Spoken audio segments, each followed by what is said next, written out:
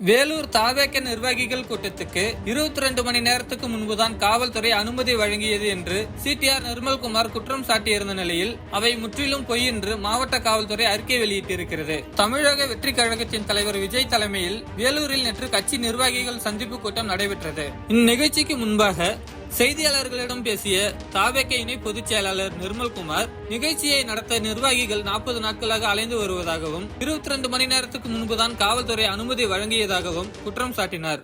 அது மட்டுமல்லாமல் கட்சி கூட்டம் நடத்துவதற்கும் மக்கள் சந்திப்புக்கும் காவல்துறை அனுமதி பெறுவது கடினமாக இருப்பதாக நிர்வாகிகள் கூட்டத்திலேயே விஜய் கூறினார். இந்நிலையில் வேலூர் மாவட்ட காவல்துறை நிர்மல்குமாரின் குற்றச்சாட்டை மறுக்கும் வகையில் அறிக்கை ஒன்றை வெளியிட்டிருக்கிறது.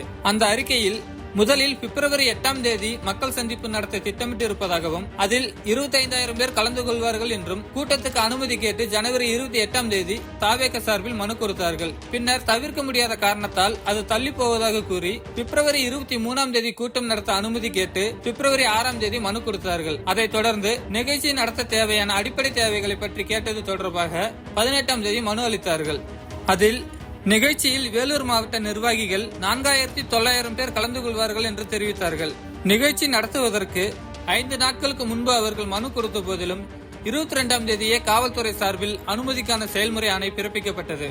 எந்த காலதாமதமும் இல்லாமல் மனு அளித்த 4 நாட்களிலேயே அனுமதி வழங்கப்பட்டது. காவல்துறையின் அனுமதி பெற 1 மாதமாக போராடியதாகவும் நிகழ்ச்சி நடைபெறுவதற்கு 20 மணி நேரத்துக்கு முன்புதான் அனுமதி வழங்கப்பட்டதாகவும் தாவேக நிர்வாகிகள் கூறுவது முற்றிலும் உண்மைக்கு புறம்பானது.